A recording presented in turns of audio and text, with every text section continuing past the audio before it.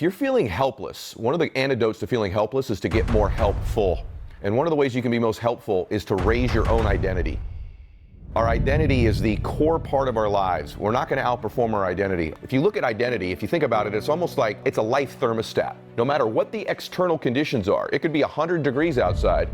The external factors do not impact the internal thermostat in this room. That's how your identity works. It's the internal thermostat of your life. If you don't increase what you believe you're worth, if you don't increase that identity, that thermostat of your life, you will find a way to cool your life back down to what you believe you deserve. And so one of the keys for me in my life is not just getting better at the mindset of life and the execution of business or strategy, but raising that identity so that I'm at 85, 90, 100, 120 degrees, so that I believe I'm worthy of as my execution and my thinking reaches the same level. That thermostat setting, that life setting will change. So the way we get more helpful is we increase our identity, and we increase our identity by working on our faith, our intention, and our associations. If you do those three things, I believe you're going to live happier, you're going to help other people become happier, you're going to make a contribution in people's lives that's deeper and more meaningful than you've ever made before. You were born to do something great with your life. You were made to do something awesome with your life. Maybe not all of it's going to get limelight or notoriety, but you were born to make a difference in the world.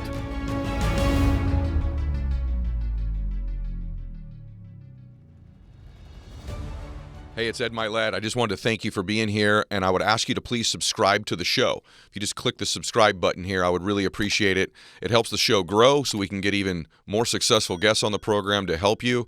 At the same time, if you're subscribed, you're going to get access to the programs before anybody else in the world gets access to them. So if you would, click subscribe right here. Thanks so much. Hi, it's Ed Mylett, and I'm going to give you a strategy today that's going to help you be more positive and contribute in the lives of other people.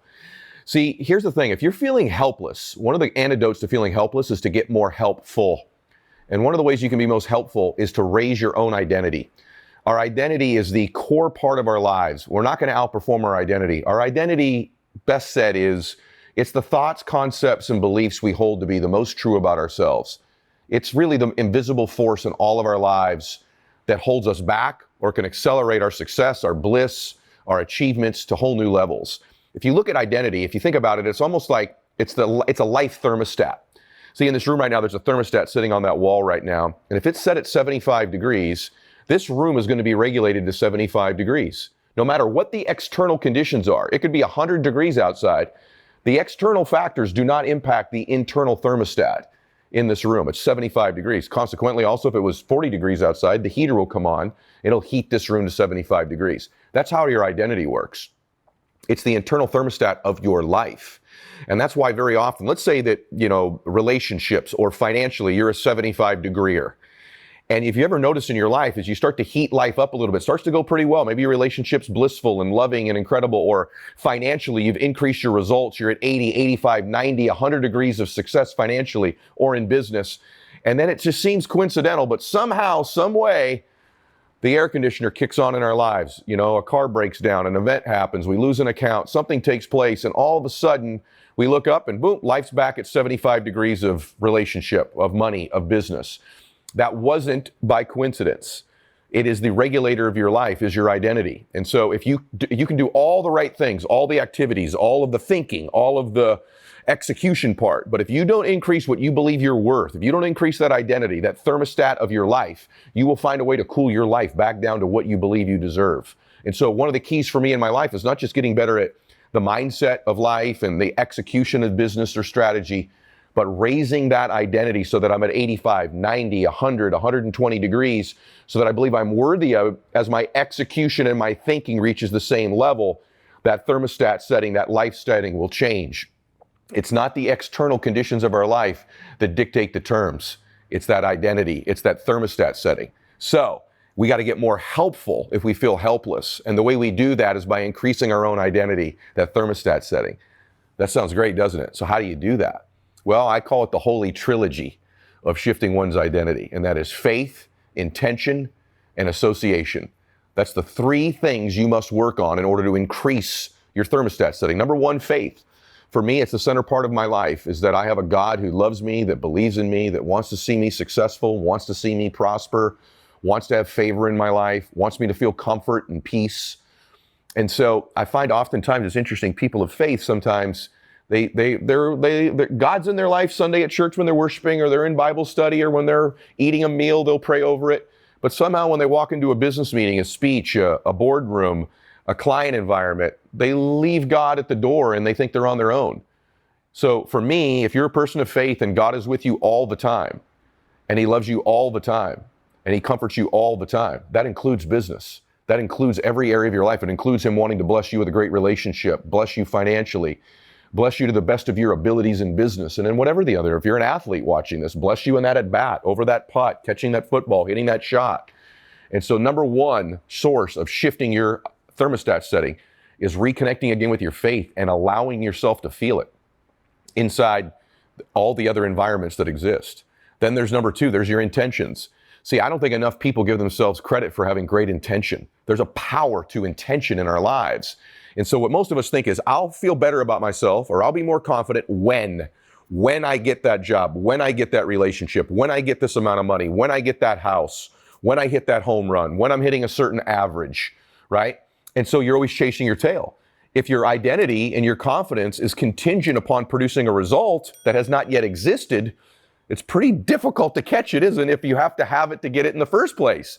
Instead of saying, maybe I ought to get credit and I ought to be worthy of more because I intend to do well. As a young man in business, I started to figure out, I may not have all the answers. I may not be the smartest, the best looking, the most articulate. My IQ isn't 250, but I intend to serve. I intend to make a difference. I make mistakes, but overall, I'm a good person who wants to do good in the world, and I should be favored because of that. Not enough of you are giving yourself credit for your intentions. You want to shift your identity overnight? Connect with your faith. You want to double shift it? Connect with your intentions.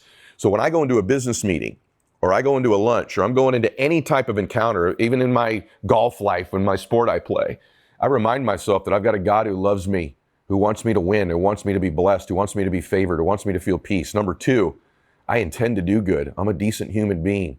And you know what? Good things ought to happen to good people.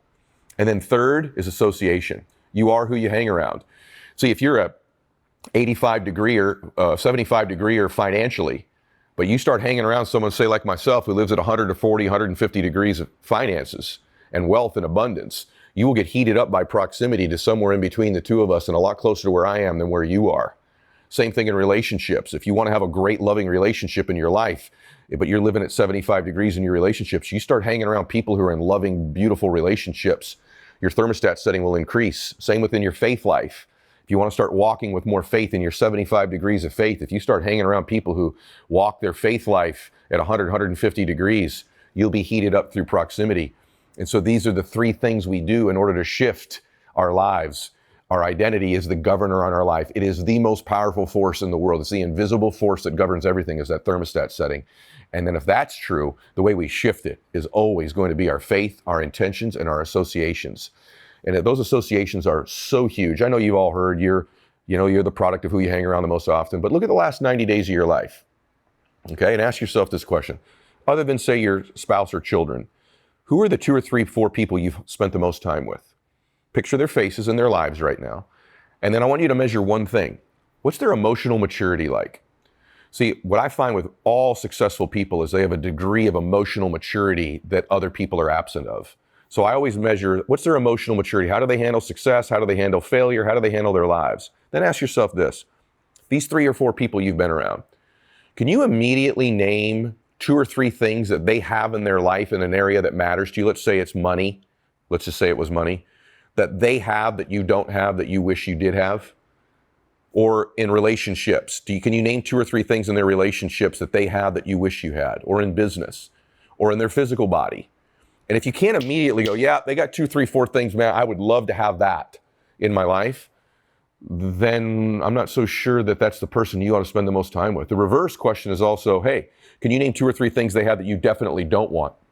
When you look at their financial life, if finances are important to you, or do they have 2 or 3 things going on in their life financially you definitely want no part of?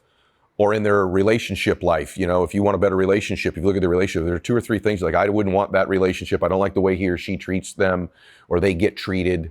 You can look at that. Or their physical body. You want to be in really great shape. You look at them. Do they have 2 or 3 things about their health or wellness that you don't think are really great? Well, that's an immediate sign maybe they're the wrong people. And so taking an evaluation of who your associations are they emotionally mature? Do they have the 2 or 3 things you would like to have in your life they have in theirs that you'd like to get heated up and get? Or do they have 2 or 3 things you want to avoid? These are signs that you should be away from them. So the way we get more helpful is we increase our identity, and we increase our identity by working on our faith, our intention, and our associations. If you do those 3 things, I believe you're going to live happier, you're going to help other people become happier, you're going to make a contribution in people's lives that's deeper and more meaningful than you've ever made before. And by the way, lastly, that's what you were put here to do. You were put here, you were born to do something great with your life, in small ways and big ways. You were made to do something awesome with your life. Maybe not all of it's going to get limelight or notoriety, but you were born to make a difference in the world. And the more you realize that, the more you step into your intention, the more you step into the person you're capable of becoming, the more you just decide, I'm raising that thermostat setting. I'm no longer this other character I was playing. At any point, you and God are the authors of your life. You can grab the pen and start to write a new chapter and say, I'm stepping into this new character. Their identity's higher. They're more faithful. They focus on their intentions more often. They improve their associations, and they help people. Well, I hope I'm doing that for you. Quite frankly, that's why I exist. And so if you're not following me on Instagram or my podcast on iTunes or Spotify or one of those platforms or YouTube channel, subscribe to all of those and follow me. Every day I create content that I hope improves your life, helps you max out your life. And today is one of those little snippets for just a few minutes that I hope helps you help more people. God bless you. Max out.